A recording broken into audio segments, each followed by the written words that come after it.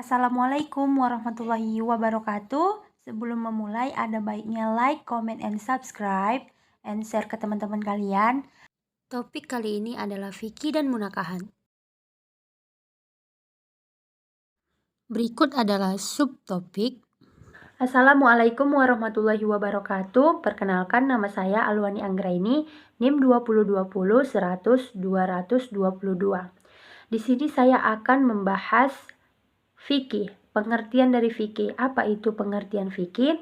Bahwa ulama berpendapat bahwa di dalam syariat Islam telah terdapat segala hukum yang mengatur semua tindakan-tindakan atau perilaku-perilaku manusia, baik perkataan maupun perbuatan. Hukum-hukum itu ada kalanya disebut secara jelas serta tegas, dan ada kalanya pula hanya dikemukakan dalam bentuk dalil-dalil dan kaidah-kaidah secara umum.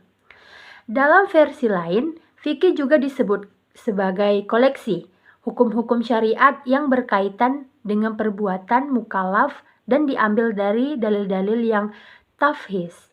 Dengan sendirinya, ilmu fikih dapat dikatakan sebagai ilmu yang bicara tentang hukum-hukum sebagaimana disebutkan itu.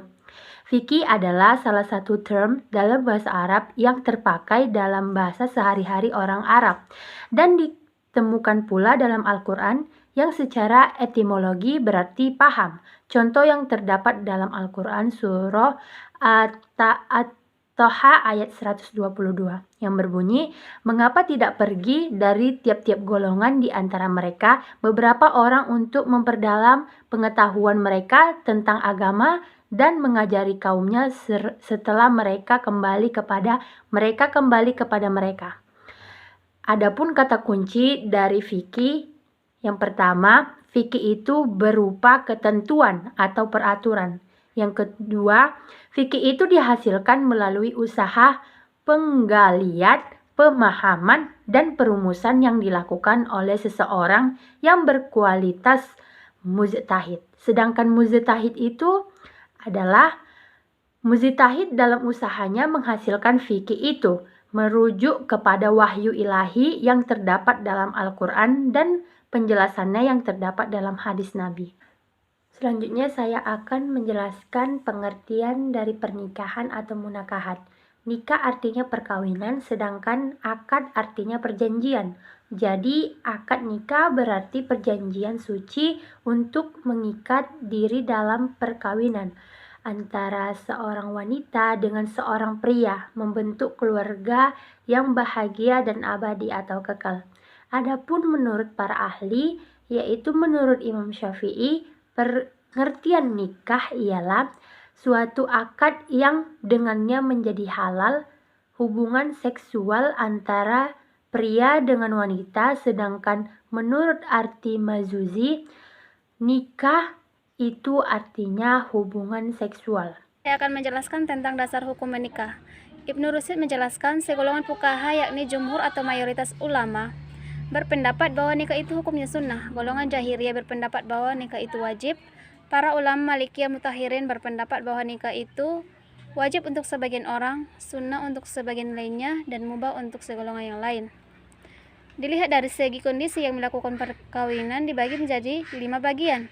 Yang pertama, melakukan perkawinan yang hukumnya wajib. Yang kedua, melakukan perkawinan yang hukumnya sunnah. Yang ketiga, melakukan perkawinan yang hukumnya haram.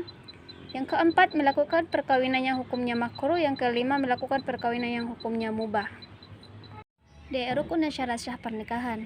Rukun perkawinan terbagi menjadi 5 bagian. Yang pertama, adanya calon suami. Yang kedua, calon istri. Yang ketiga, wali. Yang keempat, saksi. Yang kelima, akad nikah atau ijab kabul.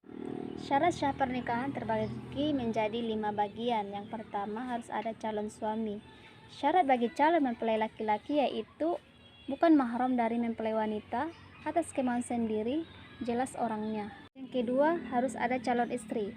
Syarat bagi calon mempelai wanita, tidak merasa ditekan atau kemauan sendiri, jelas orangnya, tidak ada halangan syar'i yaitu tidak bersuami atau bukan mahram.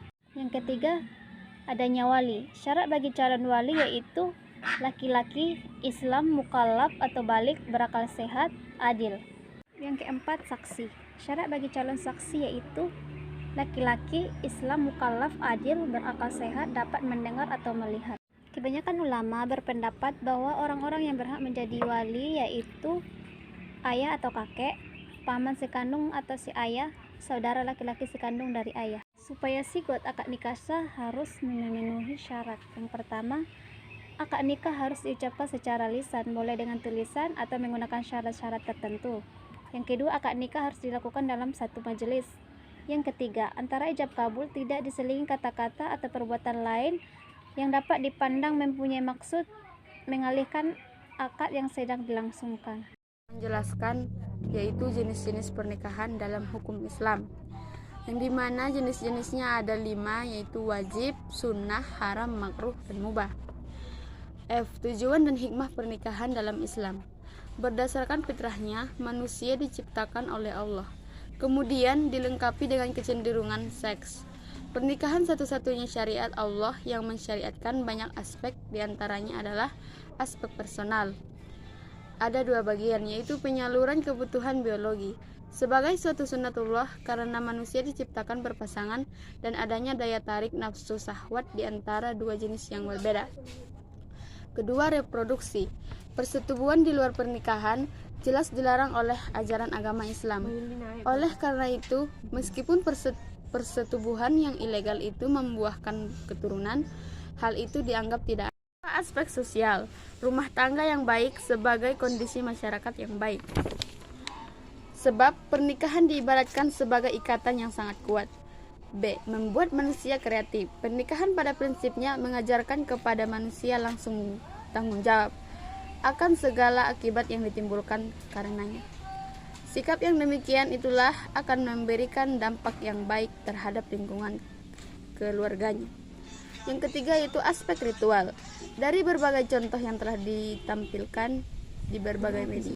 Terima kasih telah menonton dan semoga bermanfaat bagi kita semua. Jangan lupa di subscribe. Assalamualaikum warahmatullahi wabarakatuh.